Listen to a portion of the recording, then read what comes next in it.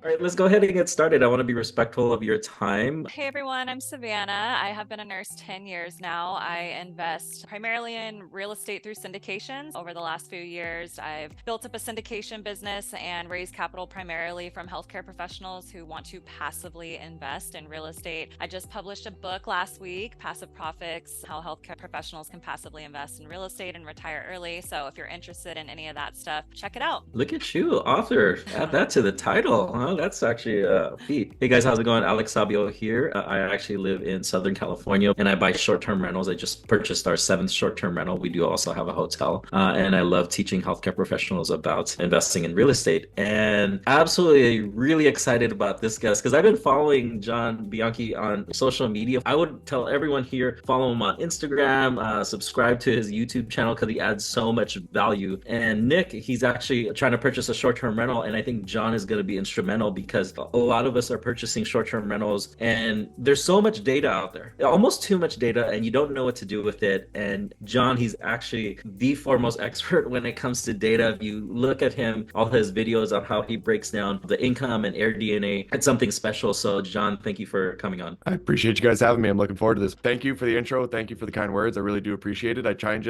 my goal is always just to drive value and give value to people. Like that's my business strategy technically. And so it ends up working out really well for everybody else because you guys get a ton of free value. So I got 3 free courses on YouTube, which is what Alex was referring to, that you could go through and learn pretty everything that I know at this point, or at least a good portion of it. Thank you. I appreciate the introduction. I find that this is a presentation I've given a couple of times, but I find it to be the most valuable one without a doubt for just talking about everything from a very high level. I've got a lot that I'm going to go through here. I tend to talk really quick. I'm going to do my best to not do that, to make sure that all the information that I'm providing, it sinks in, it makes sense. Alex, if you have any questions as we're going through, again, feel free, or Savannah, feel free to jump in and just ask a question, and I will do my best to get through this in a way that makes a lot of sense to everybody that we go through. What I'm trying to do here is ensure that you can get it right from the start. The issue is that people are acquiring properties that will not cash flow. The deeper you get into the Airbnb space and the more you learn about Airbnb and the people you talk to, you start to realize that there's actually a lot of people out there who have bought properties that make them absolutely no money. They lose money, and it really sucks, if I'm being honest, because I know that there's a way to avoid that happening. I've talked to a lady who was losing $3,000 a month on her property, and her property went down in value by $300,000.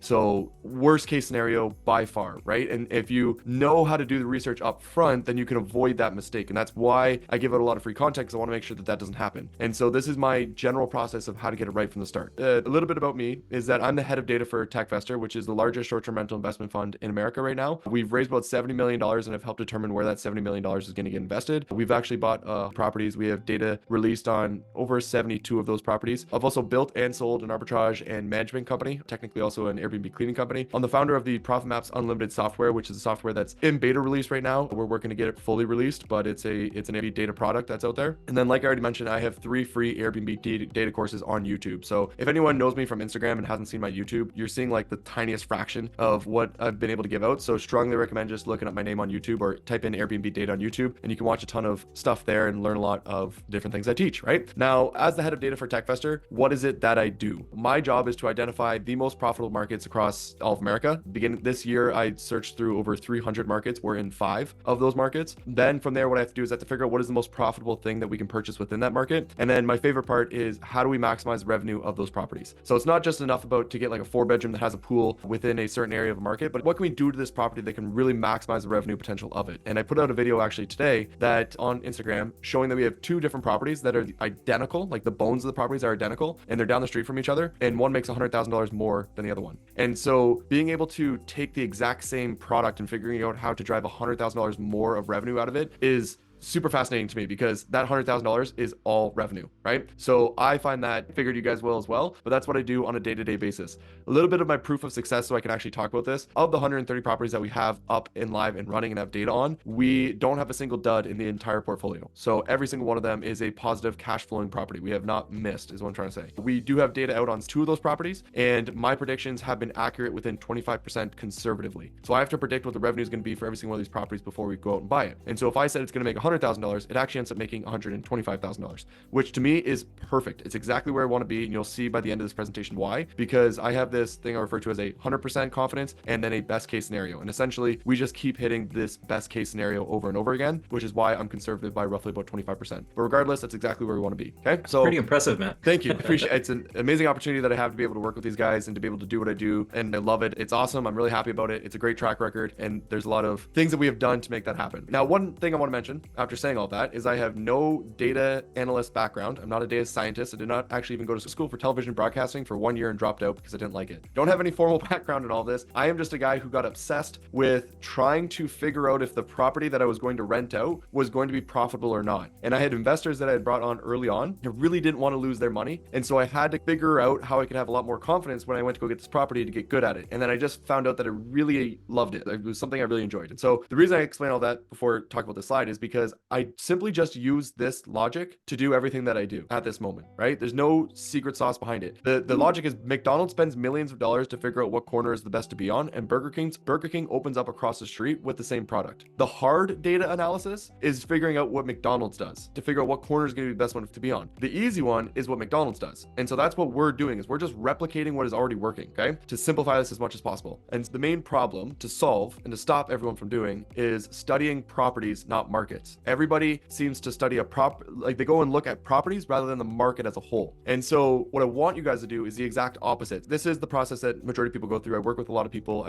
I have my own consulting business as well, which I actually forgot to mention, but I help other people do this as well. So the main problem I find is that somebody realizes that they can get a property for $500,000, right? Like they can get a mortgage that's up to $500,000. They then go, I like Florida. They then go, what part of Florida do I like? And then they pick a part of Florida that they like and they go, okay, what's a $500,000 home look like? And then they find one, they go, okay, well, I can afford that home. Now let's see if it's going to work out. Let's see if that home that is going to work for me in an area that I like is going to be profitable or not. They go all the way down to the property and then try to figure out if it's going to be profitable. And so what I want you to do is the opposite. I want you find a market that you care about and then study that entire market, build out a buy box for that market, know exactly what is the best thing to buy within that market, and then find the property that meets that buy box criteria. So that's the process that I'm going to be walking you through today, which is the 5 main steps for getting it right from the start. So step 1 is going to be picking the right market for you. We're going to have a whole bunch of details we're going to get into for that. Then there's going to be building a buy box. Then there's going to be hunting for the property, doing a property valuation, and underwriting the property. Step 1 and 2 is we're going to spend the vast majority of the time. 3, 4, and 5 are important. We're going to get through them a little bit quicker though. So picking the right market for you. This is a question that I get asked almost daily at this point. People saying, okay, what market should I go into? Can you help me with market picking? All these different things. And so I have a checklist of what I'm going to walk you through. The objective of what we're trying to do here is just to create a short list. There's literally thousands of markets out there. Hundreds of them would work out to be profitable short-term rental markets, but you've got to figure out a market that's going to be great for you and create a short list, because you can only deep dive so many markets, right? You can't overanalyze every single one and build a buy box for every single one. So we just want to create a short list, somewhere between 3 to 5 markets that you could then deep dive. So this is my 6-step process. You want to figure out the market's best for you within your budget, regulations, 20% rule, inventory, and saturation. We're going to dive into each one of these. The first one is best market for you. And the reason that's right at the very top is because I studied over 100 markets over 3 months in 2023, and we ended up picking 5 of those markets. But what I realized after going through all these different markets was that there are a lot of markets that don't work. Okay. So right off the bat, it's just tons of markets have no ability to cash flow. Then what you have are just a bunch of other markets that do have ability to cash flow, but they all generally cash flow around the same amount. And so after going through all these different markets, I didn't find one Goldilocks market that was just dominating everybody else, was the absolute best place to be and you needed to be there. What I found was a ridiculous amount of property locations that did not work, and a lot of locations that had a certain range of potential cash flow that they could actually end up making. I'm always looking at it through a cash flow lens, because a lot of people getting into Airbnb are getting into it specifically for the cash flow. So whenever I say it's a good market, it's a market that allows properties to cash flow. Okay. So when I say best market for you, what I mean is pick out a market that you would like to go to, or a type of market. Do you like the mountains? Do you like the desert? Do you like the beach? Pick which one you like and study those markets, because I guarantee if you go through all of them, you will eventually find ones that do cash flow. And or if it's a state that you want to be in, whatever it may be, just pick a general idea of what's going to be best for you. Because on top of that, if you care about the property and you really like the property, it's a property that you're going to be able to use. It's a property that you're going to put more effort into. You're going to care about it more. You're going to go visit it more. You're going to go take care of it better. So pick a market that's best for you, right? The next one is your budget, which is extremely straightforward, right? If you can only buy a property up to $300,000, there's going to be a ton of markets that you can't enter into. If you can buy a property up to $1 million, almost every single market is going to be opened up to you. So it's a very easy way to remove properties from your list, right? So imagine there's 1,000 possible markets that you could go into. And then with step 1, it's what's the best market for you? And you've eliminated all these ones because you want to look into mountain markets. So, okay, we've narrowed down that list. Then you're like, hey, what's within my budget? I can't go to Blue Ridge because Blue Ridge or Gatlinburg is all $600,000 or more. So let's narrow it down, get rid of those ones. And we're just creating a shorter and shorter list, which each one of these that we go through. And then the next one is going to be your regulations. regulations, which is once again super obvious. Now, within TechFester, what we like to do is to be in a market that has regulations in place, and they have said you can Airbnb here as long as you follow our rules. That's the market that we're looking for when it comes to regulations. We don't like to go to the ones that don't have any regulations in place, because if they decide to change the rules and ban it, the entire business within that market gets destroyed overnight, which has happened in a lot of different markets, right? So we try to avoid those ones. And then we also don't go to restrictive ones. We don't break the rules or laws or anything along those lines, because we're an investment fund. We're managing a lot of other people's money. So we're not trying to be those types of people. So we want to look into the regulations before we study any markets. If you want to save yourself a lot of time, don't look at data until you've looked at regulations for a market. It'll save you a whack load amount of time. The amount of times I've looked into a market, started studying all the properties and the data and all the information, only to go back and look at the regulation and realize it's not possible there, is way too many for me to count. And it's ridiculous. So always make sure to look at regulations, then go look at the data. Okay. Again, we're just shortening our list here. Now, the next thing we're going to get into is the 20% rule, which is going to take a little bit more information. So I got more slides. We're going to break it down. But step 4 and step 5 go together. Okay. Interrupt you for a second. Thank you, first of all, for all this information. Regarding the point of the regulations, as you were saying, it's an easy way to discard some of the markets. I imagine there's so many people doing this right now. Is there anywhere where we can find a list of towns, markets with regulations in place that are suited for what we're looking for? I have not found a website that does it, but I know that people have talked about trying to do it. So I think that it will come out sooner or later. Alex, do you know of anything? No, it's almost like AirDNA that we need instead of figures. It's almost like it needs to rate the regulations. I know AirDNA kind of has something, but it's not very, because there's so many different regulations there, right? That's really hard to list. There's not anyone there that's really doing it that I've found. Yeah, it's your best to find markets that you're curious about, and then just type in Chicago Airbnb regulations, and Airbnb always has a link that pops up, so you can actually go to the Airbnb website, and then within the website, in their help center, it will list out what the regulations will be, or links to the government website, which will show you where to go from there. And what are like the words that we are looking for, like that are good for regulations? Like Honest. So I always tell people I'm terrible with legalese, which is terrible with regulations. I'm good with data, terrible with when it comes to the law. And so I almost try and never give advice on it, because I don't know it well. And I know every single market's a little bit different, and you just really have to look into that market, try to understand if they allow it. So you're looking for, do they allow it within specific zonings? Do they allow it within certain property types? Do they allow it within certain areas? Like they will say if yes or no in that area. Yeah, I saw one, it was like MU1 whatever. I'm like, I have no idea what you're talking about here. Do you guys have any reference of someone that we can look that like talks about regulations or some reference? No, I use STR Insights, and sometimes it just uses, it says heavy or mild or none. And so sometimes when I'm researching different markets, it gives us that, but it's extremely general. And every now and then it'll have a link where it pulls up the city regulations. Brandon wrote that AirDNA just came out they had a 2020 list, but it does not seem very good. So it's all over the place. I wish somebody would come up with this list, because it's something that concerns a lot of us. So sounds like a business opportunity if you ask me. So somebody should jump Maybe on that. Maybe I just do that. I become the regulations guru. Yeah, there you go. regulations list person.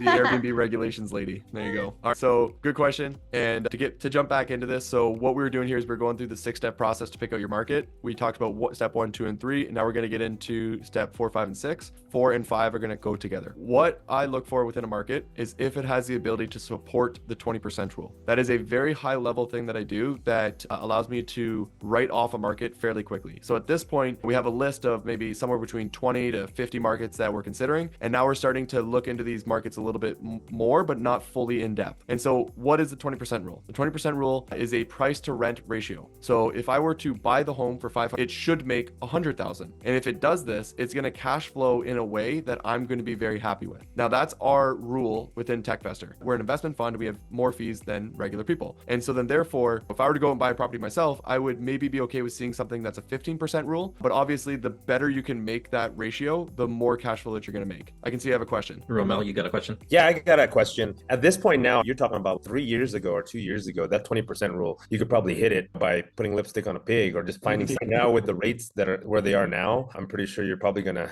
tell us how to make it a 20% rule with amenities and all that. But what's your strategy to find these type of properties that hit the 20% rule, especially in the environment now where the prices haven't come down and the rates? It is difficult. Yeah. Technically this presentation will walk you through my process. process of how I'm finding these. Yes, it was a lot easier before. Now it's harder. Yes, that's true. And before it could have been the 15% rule, right? But like now it's more, you have to be in the 20% rule to 25% rule because of the interest rates and different things along those lines, depending on the market. But what we're trying to do is we're trying to find a market where it shows that there's potential for these markets to meet the 20% rule. And then from there, what we do is we deep dive the market as much as we possibly can to understand what is the absolute best within that market and then how to maximize the revenue of that property. And that's what allows us to be within that 20% rule. And I'm going to hit on all of those things as we continue to go through. Definitely not easy, but it's 100% possible. I promise you, we've bought 130 properties over the past 2 years, and we didn't buy them 2 years ago. We've been consistently buying them over the past 2 years. So we're consistently buying properties that are meeting this rule. It's hard in these times, but if you understand, that's why I'm presenting on this, because you need to know these things at these times when it gets really hard. Anyways, this is what we look for in a market. And the way that we do it is we will use one of the data providers that are out there to be able to figure out the annual revenue for a specific type of property. So let's say that we were looking into a Gatlinburg type market, and what we would find out, and this is a hypothetical, that we found that properties that tend to look like this one here all roughly make about $100,000 a year. Okay. If we saw that, then what we would then need to do is go and find properties on Zillow that would look like this for sale for $500,000.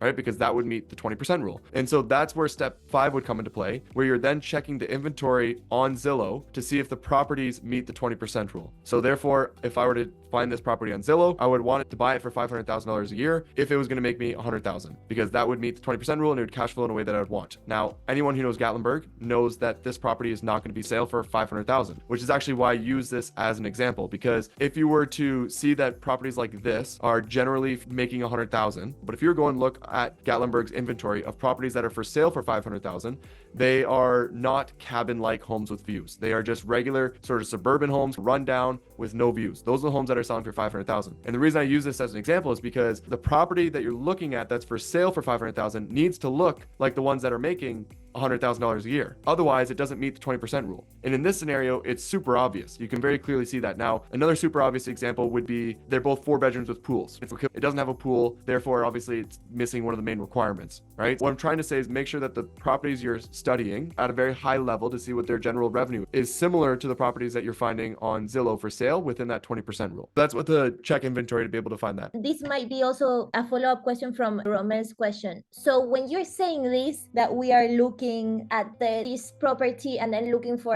the similar property, we're looking at the property in AirDNA and we're looking at the number that says revenue there. And then we're looking at that and then doing the inverse math with the 20%, getting the purchase price and then going to Zillow. That is AirDNA where we are doing that, where we are starting. Yeah, that is correct. You're starting with your DNA to figure out the revenue. And so then you check Zillow to see if they meet the 20% rule. Now, again, this is my way of knocking off a lot of properties that are on my short list. And so what you will find is that you will look into some markets and you will see that the homes are for sale for $800,000.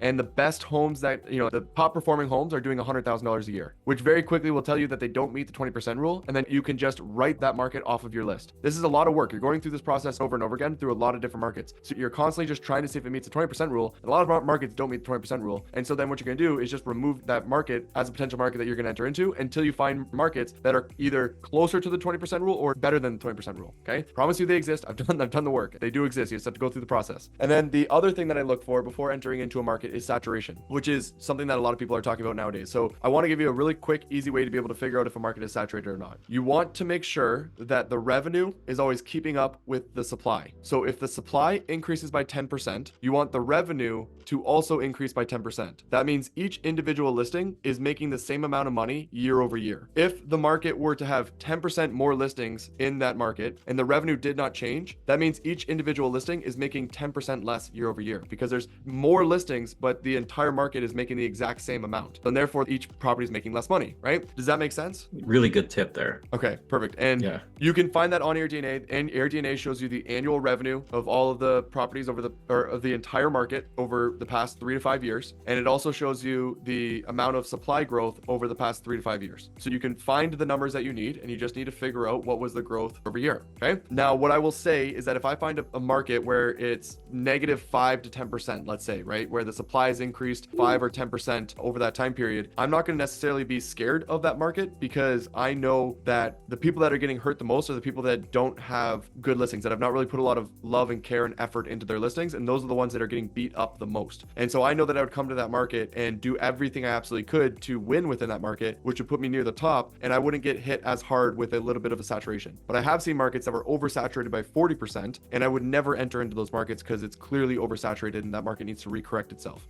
Right? So it's a good thing to look out for before deciding that you're going to invest into that market, right? Of course, there's a lot of other real estate things you want to look into as well, like the job growth, the population growth, different things along those lines, but that's a different category that I'm not going to be talking about. To summarize here, what we're trying to do is trying to figure out what market we should enter into. And we started off with all of the markets, and we were just trying to process of elimination this and remove as many as we possibly could until we got down to maybe 3 to 5 that we will then deep dive and build buy boxes for. And the first step is to be in a place that you want to visit. Then you want to be within your budget. Then you want to have favorable regulations in place. It's got to meet the 20% rule and have inventory on the market that meets the 20% rule, right? Those two go hand in hand. And then you don't want to be oversaturated. And so if you can find a market that meets all these requirements, it's a market that's worth deep diving and building a buy box and studying it and maybe even taking a week to rip all the data apart. Okay? You do that, you'll create a short list. So far, we've completed one step. We're 36 minutes in. So we have finished the first part, which is picking the right market for you. Okay? We're now going to move on to the next step, which is going to be building a buy box. And building a buy box, like the definition of a buy box for anyone who doesn't know, this is how I define it, is that you have an entire market that you're looking into, and within this market, that if you were to stay within one specific area, and within that area you were to look for a 4-bedroom that had 2 living rooms, a pool that was square, it had a large backyard, and you bought that home for $600,000 or less, then that's the most optimal and best thing that you could possibly purchase within that market. And that's what I like to get down to understanding and knowing, because then I know that is the most optimal thing for me to purchase and spend my money on within the market that I want to invest into, right? And so that's the level of granularity that we want to get to when we're building out this buy box. And so I'm going to walk you through that steps. So step 1 is going to be pinpointing the most profitable area. Okay. We're going to use the 20% rule here, the math anyways, to make this one work. Then we're going to clean and review the data. It's a very tedious process. We're going to make it happen. And then we're going to determine which features drive revenue. And then we're going to bring it all together and create a buy box. Okay. So the pinpointing the most profitable area, what you're trying to do, you're trying to identify where is the most revenue within this market. That's where you want to start off with. Where is the highest revenue within this market? Is it the 5 bedrooms within a specific zip code that are making the most amount of money within that market? If so, that's where you want to start. And you want to take a look at, say, all these 5 bedrooms that are making over $200,000 a year. And what you want to do is you want to study and try to understand what those properties look like. So just like I was showing you the cabin earlier, and I was like, it needs to be a cabin on Zillow as well, because that's what you're trying to understand. You want to understand what those 5 bedrooms look like and what are the general characteristics of them, right? Now, when you do this and you start off by doing this, you have this idea of what the characteristics look like. You then head over to Zillow and you see how much those properties are selling for. Okay. So let's say you found out that all the 5 bedrooms within a specific area were making $200,000 a year. Now that you head over to Zillow and you realize that those properties are selling for $2 million. If that were to be the case, then that's only meeting the 10% rule. So then therefore the ratio for those properties is 10%, which means they're most likely not going to cash flow very well. Okay. And so then therefore you've started with the location within the market you're looking into that was the highest revenue. What you then want to do is go to the second highest area or the second highest type of property or second type of highest type of revenue. Maybe it's 5 bedrooms within a different part of the city or 4 bedrooms within a different part of the city, right? Or 4 bedrooms in the exact same part of that city or location you're looking into. And you want to study those 4 bedrooms and try to once again understand the characteristics of those 4 bedrooms. And then you want to see, okay, they're all making roughly $150,000 a year. You go, okay, let's go then take a look at those properties on Zillow. And what you might find out is that those properties are selling for $600,000, $750,000, something along those lines. Now, obviously this is a made up example. There's a huge variance between what I just said there. What I'm trying to say is you're just simply trying to study the market to figure out where the best price to rent ratio is within that market. And if you start from the very top, from which properties have the highest revenue, and then work it backwards and work it down and work it down, you will eventually get to a point where you found a part within that city, or hopefully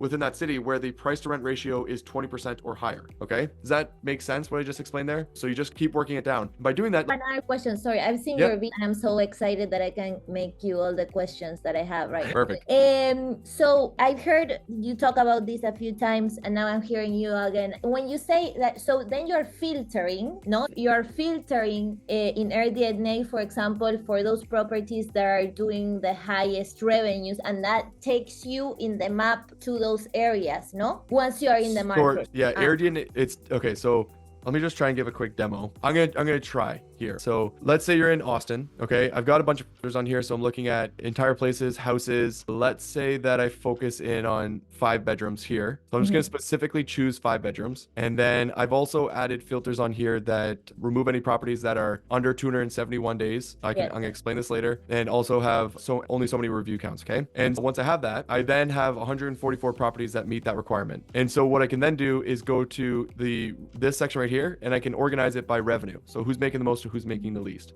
And now what I'm mostly looking at good data. It's not all good data. You still have to thoroughly check it, but mostly good data. And what I could do is I could go through this and try to study these top properties to see if I can find any commonalities among them, to see exactly what they look like, maybe where they're located, and get a general feel for the properties that are making, let's say, $250,000 to $300,000. And so I would go through each one of these to get a feel for it, to try and understand it. And then from there, what I can then do is I'm getting a general understanding of what they look like. And then I would head over to Zillow and I would use that criteria to try and find a property that looked like those ones in Austin to see exactly how well they match up and what they're selling for. And then from there, I can get the price to rent ratio. The decision about the amount of rooms, because I've been here, everyone goes for 3 or 4 or 5. Like I see, of course, like revenue is gonna be different because the price of the night is gonna be different if you do a 1-bedroom. Or is there any reason why whatever I'm hearing out there in the media is more like for bigger house? How do you go around that? So you hear about 3 and 4 bedrooms the most because they're the most common properties built. 5 bedrooms and bigger, they make more money because it's selling more bedrooms. So the way that I think about it is that if you have a 1-bedroom Airbnb, it's very similar to 1 hotel room. If you have a 5-bedroom Airbnb, it's like having 5 hotel rooms in one, right? And so if I'm going with a group to a hotel and I need to rent out 5 hotel rooms, I'm going to be paying more than I'm going to be paying for 3 hotel rooms. And so naturally, a 5-bedroom should make more than a 3-bedroom. And so that's why you're seeing that these bigger properties are making more money. Okay, makes sense? I pulled this up as well, guys. So the reason I always talk about starting with the highest revenue part and then the location where there's the highest revenue is because this is what I use to be able to analyze data. It's just not available, but I want to give you a visual of what this could look like, okay? Right now, what you're looking at is Austin, Texas. On the left-hand side, what you have are all the different zip codes within Austin. And then up here, what you have are all the different unit sizes. So you have a studio, 1-bedroom, 2-bedroom, 3-bedroom, so on and so forth, right? Where those two connect is the average annual revenue for an Airbnb in that area. So a studio within this zip code makes $38,000 a year, and the number behind it represents how many Airbnbs make up that average. So there's 46 studios within this zip code that make $38,000 a year. And so this here, this entire map is what I call it, it shows me where the most revenue is being made within. I just have to look for the biggest number. And so when I do that, what I can see is I can see some places over here where they're making 200,000, and there's a lot of properties that are making up that average, right? Whereas if you look at this one, that's almost 200,000. It only has 5 properties backing it up. So I know that I wouldn't want to study this area. I can see this one is making 180, but there's only 1 property backing that up. So these areas here are both making a ridiculous amount of money, and there's a lot of data to back it up. And you could even go one step further and say this 6-bedroom here is also making even more money, and it has a lot of data backing it up. And so now what I would do is I would then double click into this data. And when I do that, it pops open every single one of these Airbnb listings, and I can see them in order from who's making the most to who's making the least. And so from here, what I can do is I can open up all of these, and I can then review these properties one by one to try to understand what the properties look like that are making between $300,000 and $250,000 a year. And then once I understand what they generally look like in that specific zip code, I then head over to Zillow and try to find the properties that match up with that. So as you can see, it's much easier to navigate an entire market when you're using this spreadsheet, but you can do the same concept by going through adding a lot of filters onto AirDNA. It's just not as straightforward. So I hope that makes sense. These will be available eventually. Just throwing that out there. This is impressive, man. That's a lot of work. I appreciate it. Thank you. Yeah. Okay. So once you've gone through this process, guys, what eventually could happen and has happened over and over again is you end up finding a certain spot within whatever place you're looking into that has a really great price to rent ratio. You found out that the 5 bedrooms within this zip code has a really great price to rent ratio, and that's where you realize it's like one of the best price to rent ratios within the entire market. And again, not everyone's gonna be looking at Austin. Maybe you got a significantly smaller market, but within that market, maybe you realize that 5 bedrooms are doing better than the 3 bedrooms are doing, and so you want to study the 5 bedrooms, or vice versa, because that happens too. And so in other words, you've just found a certain niche within a market that has a great price rent ratio. And so at that point, what you want to then do is deep dive that area as much as you possibly can. And so what you're then going to do is clean and review the data. Technically, it should be 2 steps, but for whatever reason, I put them together. So the first one is cleaning the data. Okay. So we have to start off with what is good data. This is one of the most important steps without a doubt. So what is good data? Okay. Good data is when you have a full-time host and you also have AirDNA tracking the data and tracking that person for almost an entire year. Okay. So a full-time host. So let's start off with the tracking for an entire year. When you're on AirDNA, there's a thing that says days available. What that means is how long AirDNA has been tracking and recording that data, because AirDNA's algorithm goes into the calendar of every single Airbnb daily basis and records all of their information. It then does that again the following day and the next day and the next day. Okay. So imagine that you have a calendar and it's completely every single day is available and every single day is available for $100. It's going to record all that. Then it's going to come back the next day. And let's say the next day you actually have one day that is blocked off. They will then assume that you got that one day booked for $100 plus whatever the cleaning fee is, and they're going to record that. They're going to record that, and that's day one. And then they're going to come back and they're going to do that again and again, right? Now, if they only do this for 30 days, you can't just take that number and times it by 12 because of the seasonality of this industry. And so you have to have a property that's been tracked for almost a full year to feel confident that the number you're looking at is actually going to be accurate. And so that is a really big deal. And that's why I always like to see this number being at least over 250 days. That's where I start to feel comfortable with this. Now, step two is you also need a full-time host. So you don't want a part-time host, somebody who only does this or rents it out when they're gone on vacation. You want somebody who's a full-time host because you're going to be a full-time host. And a full-time host has true actual annual revenue. And when people are part-time, it really screws up the algorithm because people block off their calendar. It looks like they have 100% occupancy at $1,000 a night. It really screws everything up. And so you want to make sure that you're also looking at a full-time host. And the way you do that is super simple. You just click onto the listing and then you click into their reviews and you ensure that they have a review every single month for the past 12 months, at least 1 to 3 reviews for the past 12 months. If you can see that, then you know that they have been actively renting out that property the entire time, right? A quick way to veto a property is if it has less than 20 reviews or it's only on VRBO. So if it has less than 20 reviews, you get more than 20 reviews over a full year, okay? Just how it works if you're a full-time host. And then if it's only on VRBO, let me just show you what I mean by that. There's a little logo in the top left corner of each one of these cards. And this one shows that it's on Airbnb. And so what this means, it's only on Airbnb. But if you look at this one, it shows Airbnb and VRBO.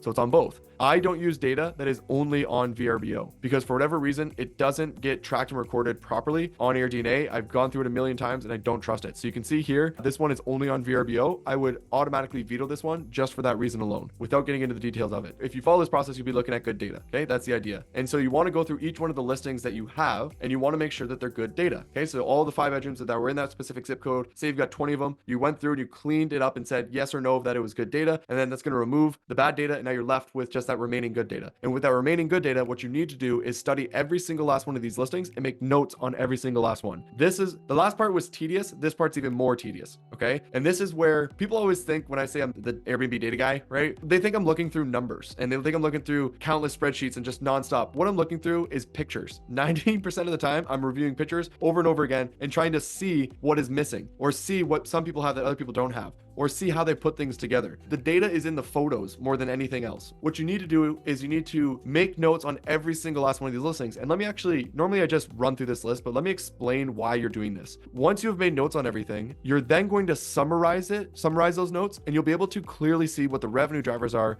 for the top performing 5 bedrooms. And let me just pull this up for a second. So those 5 bedrooms I opened up in Austin, as you can see, there's some people doing over 300,000. There's some people doing in the 200s, but there's also a lot of people that are doing under 200,000. And so my question is, what are these people doing that's allowing them to make 200,000, whereas these people are making 100 to 180,000? That's the golden question. That's $100,000 question if you can get it right. And so that's what I'm always super curious about. And it's how you figure out how to make a lot of money and meet the 20% rule. That's it, by doing that, by studying that. And what you would do, the way you figure it out is these top performing properties have something that the underperforming properties don't have. Okay, so the ones making over 200,000 have something, and so it's your job to figure out what do these have that these ones don't. And if you can study all of these ones and study all of these ones, you'll be able to see what the difference is. Right? It's quite literally that simple, but it's a process you have to go through. But if you go through that process, you'll start to see the differences between the two, or at least you should. And so when you do that, you then make notes on what all the top performers have in the interior that the underperformers don't have. So let's say all the top performers very clearly had a game room, but the game room was actually large, and the game room had a pool table, a ping pong table, a pop-a-shot, and a dartboard in it. And you notice that it had all those things. It was also very colorful, and also had a TV within the game room as well. And you go, okay, I need that type of a game room to be able to compete in these top performers. And then the same thing happens for the backyard as well. It's okay, I notice everybody has a square pool. I've done this so detailed down that we only buy one specific sunbathing chair because it showed up over and over again on the top performing properties in the market that we're looking into. And I was like, every single one of these freaking top performers has this stupid sunbathing chair. I'm like, we need it in every single one of our listings. You go look at all of our listings, they almost all have that chair now, right? Because we went into that much little detail trying to make sure we were getting it right. So what I want you to do is to make notes on every single last thing that you are seeing in those properties. What is the quality of the listing? Is it an average listing? Is it a luxury listing? Is it a listing that has a lot of character to it, and maybe that's what's driving its revenue? What is the pool? What's the pool style? Is it a square pool, resort pool, an above ground pool? Does it have a deck around the above ground pool? Does it have a hot tub or space for the hot tub? What does the square footage look like? Which is typically hard to be able to actually see, but you can figure out how big of a couch do they have in their living room? How many living rooms do they have? How many beds beds can they fit within their bedrooms? Those are ways of being able to see if it's a large property or not. And then also, what are the key features? Do they have a rooftop patio or a backyard? If so, what have they done with the rooftop patio? What have they done with that backyard, right? The interior design, have they given it a design, or have they just added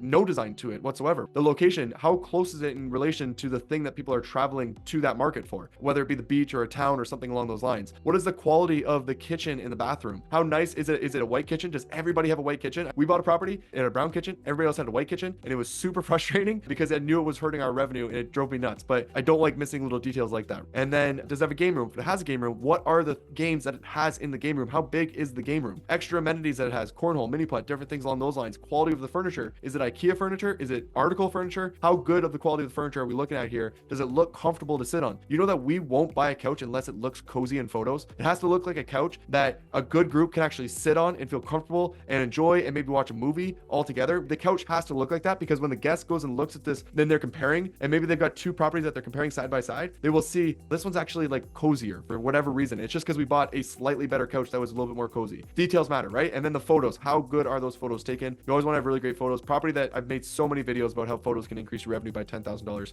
overnight. There's so much data to prove that it's ridiculous. Again, back to step 2 is where we then take all those notes that you just created and you're able to spot the difference. Now, the beautiful thing about this is as you are making all of the notes, you will start to see the differences between the top performers and the bottom performers. It becomes clear as you're making the notes. It's through the process of writing in all the details of every single listing that you start to be able to very clearly see what one property has that the other property doesn't have. If you don't follow that process and you just look at the photos quickly, it all gets confusing. It all gets lost. You lose little things, but by writing it all down, it becomes a lot more clear. You can even make a checklist. You can even add a new cell on your spreadsheet that says game room, and then you tick off a 1 if it has a game room, and then you leave it blank if it doesn't, and that makes it even more clear, right? That's one that I've done. From there, what you're then doing is you're summarizing what all the top performers have that the underperformers don't have in the interior and the backyard. What are you seeing? And then you also want to make notes on if there was a certain demographic that everyone was seeming to try to target. If you go and look at all the top performing properties in Scottsdale right now, all the #1 listings in around the old town, they're almost all pink. Every single one of them is hitting bachelorette parties. A good majority is hitting bachelorette parties. That's a demographic that clearly drives revenue. And so every market has a demographic that drives revenue, right? Even down to the kids and the age group of those kids. Should you be focusing on families that have young kids or teenager kids, right? What it would be the difference between those? And you can see what other people are targeting that's helping them hit that revenue to then tell you, okay, I need to focus in on that demographic to be able to drive that revenue. And then also where are they located?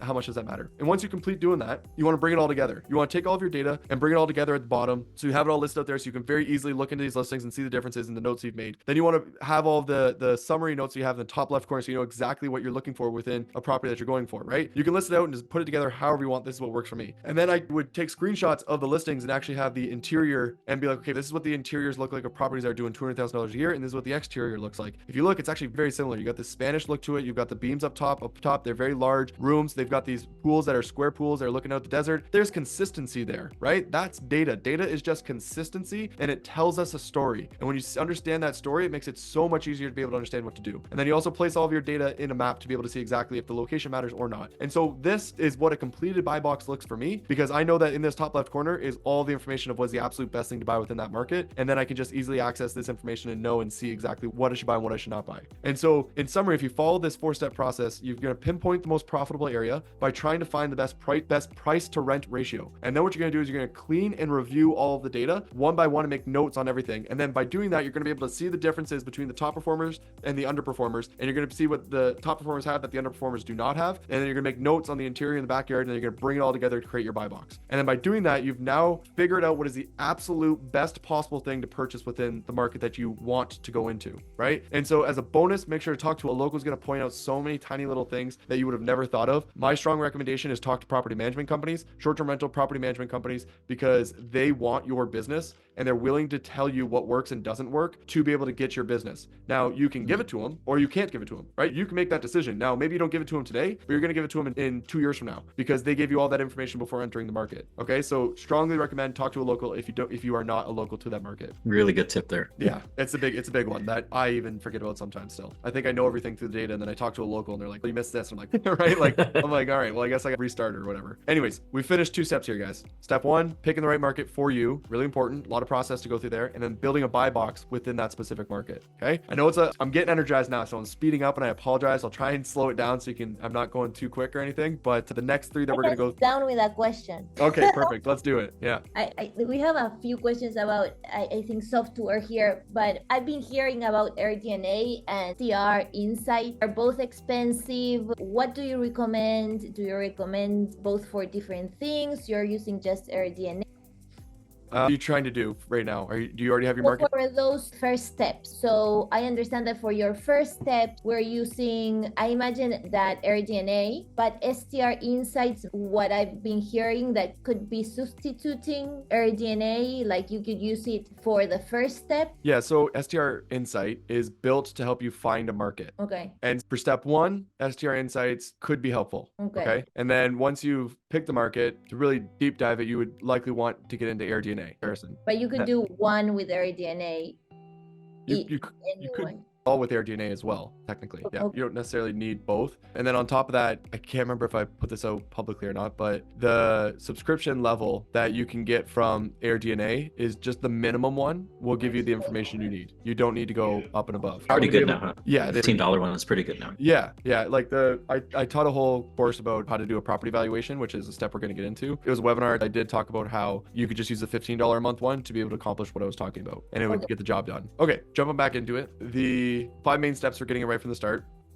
We figure out which market we're going to get into, and then we build a buy box for that market. And you can build buy boxes for multiple markets if you want. Buy boxes are amazing to make sure you're getting it right. Next thing we're going to do is hunt for that property. Okay. And so now that you know what to look for, what you can do is go to Zillow or call up your realtor and create a bunch of filters on the program to only show up the properties that you want to see. So when you're on Zillow, you can actually use a tool that says draw. It says just draw in the top left, top right corner, and you can draw a line within the map to only show you properties that are within that area. So clearly this does not look like a box, but that would be the box, right? That would be the only area we want to look into. So this is actually Fairbanks, Alaska. I didn't want to see any of the properties that were below here at all. And I didn't want to see any of the ones that were up around this road or even around this road here. And there's a bunch of properties around those areas, and I didn't want to see any of those. Okay. I also wasn't going to buy anything that was going to be over 600,000. It had to be more than 3 bedrooms, but it was okay if it was only a 1 bath. That would be okay. So I left this as 0 bath. And then there was a couple other requirements that were in there as well. And so that was my high level buy box for Fairbanks, Alaska. And you can see that there's a ton of properties that fall within that requirement. Now, what this is going to do is eliminate a good chunk, but not all of the properties that you're considering to look into. And so what you then have is this sort of short list within your area to see if these properties here fall within your buy box. And what you want to do is figure out which one meets your buy box criteria the absolute best, right? For the cheapest possible price with the best possible ratio and have the most competitive advantages. And as you can see, there's clearly some properties here that are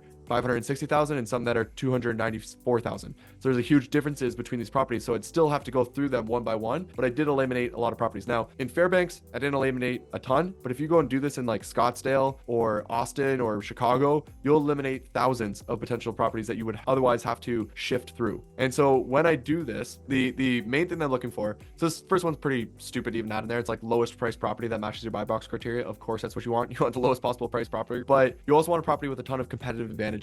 So if I'm looking into a certain market, like we have markets where if the backyard isn't more than half an acre, we won't touch it because we know that we need a half acre. And so we also know that there's certain areas where we will pay more if the property has a bigger backyard property or something along those lines, but we'll still buy the other ones because it still meets our buy box criteria. That's a competitive advantage. A rooftop patio is a competitive advantage. A really large game room is a competitive advantage, right? Character to the property, high ceilings, like something along those lines. Those are all things that's not common that can give you an edge over everybody. And the way I always like to say this is that everybody has a kitchen, everybody has bedrooms, everybody has bathrooms, everybody has living rooms, everybody has dining rooms. You can't compete on those things. You have to compete on the other things. And so the other things are extra living rooms, location, character, backyard, things along those lines is where you can actually perform somebody else, okay? Which is, in my opinion, really important. So the last thing I like to say here is memorizing the purchase prices is something we like to do because if I'm looking and I know that 4 bedrooms are generally 500,000, if I then see a 4 bedroom that pops up for 650, I don't want to even look at it because I know that they're generally 500,000. And so that happens within these markets. People just overprice their property even though they shouldn't. And so you want to be aware of what a certain property actually sells for. And so if you do that and you go through all these properties that meet your buy box criteria, you're going to end up finding one that meets it better than all of the other ones. And that's going to be the property that you want to now deep dive. Okay. So you've gone through all this process, pick out a market, build out a buy box, and you've hunted for a property and it meets your buy box criteria, but we're still going to triple check it to ensure we're not missing anything and we know exactly how much that property could potentially make. Okay. And so that is called a property valuation. This step here, I'm going to try and do it in 5 minutes because it's, I'm not kidding. I have like 10 hours of explaining this on a course I created. What you want to do is you have this buy box and you have all the data. Okay. And even if you don't, let's say you didn't build the buy box, but you found a property you thought was going to be really good and you skipped all the steps that I just told you. Okay. What you want to do is you want to find all the properties that are most comparable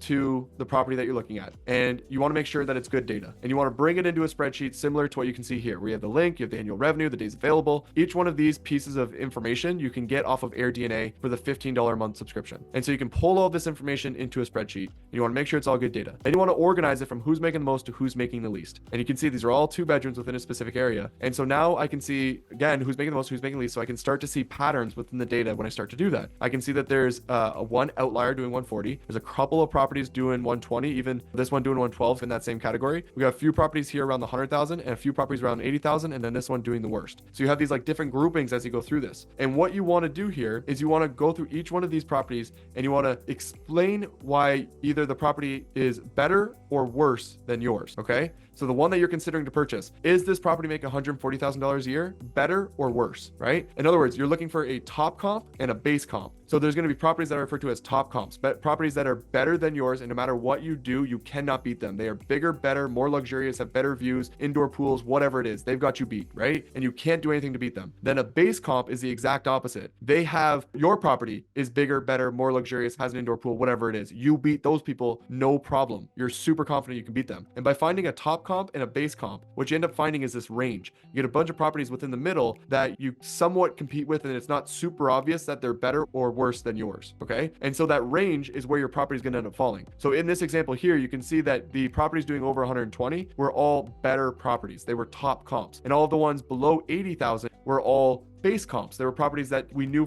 without a doubt that we were going to be able to beat. And what ends up happening is we get a range between 120 and 80,000. So we have a $40,000 range here, and we have to figure out where we're going to fall within that $40,000 range. And that makes this process significantly easier to dissect and understand, because trying to figure out how do I compare to all these properties is extremely confusing and complicated and can get overwhelming. You organize it, you go, these ones are better, these ones are worse. We're in this range. Now, how do I figure out where we're going to fall within that range? Are we going to fall closer to the top or closer to the bottom? Hey, John, so sorry to interrupt. Alex, have to hop off to different meetings right now, and you've already provided so much value. I know you have some courses out. Like, where can people get hold of you, more information, get in touch with any additional resources that you have and all that? Sure thing. So what I'd recommend, I was pretty well done, just so you guys know, the last part was just underwriting, and that's a very straightforward process. Just underwrite a lot. Where we can try and go here. This is my handle at the Airbnb Data Guy. If you guys look me up on Instagram or YouTube, you'll find me there. I've got 3 free courses on YouTube that you can go through. I provide a service called Air Valuation, where if you have a property that you're about to purchase, you can have my company review it for you to predict what the annual revenue is going to be and what you should do to hit that revenue. If you have a failing property that you want to throw about $5,000 to $10,000 into, we can tell you what amenities we'll review all the property and the data in the market to tell you what amenities would be the most strategic investment for that specific property. And that's called Air Optimization. If you go to my website, this is the website here, but if you just follow my handle, it'll eventually lead you back this way. You can see it says Air Valuation up here and it says Air Optimization up here, and there's videos on both of these that will explain everything about them. So it's a full demo that you can go through and watch all that. And I strongly recommend that you sign up for the course as well. So if you just click the course library, you'll be able to log in and be able to access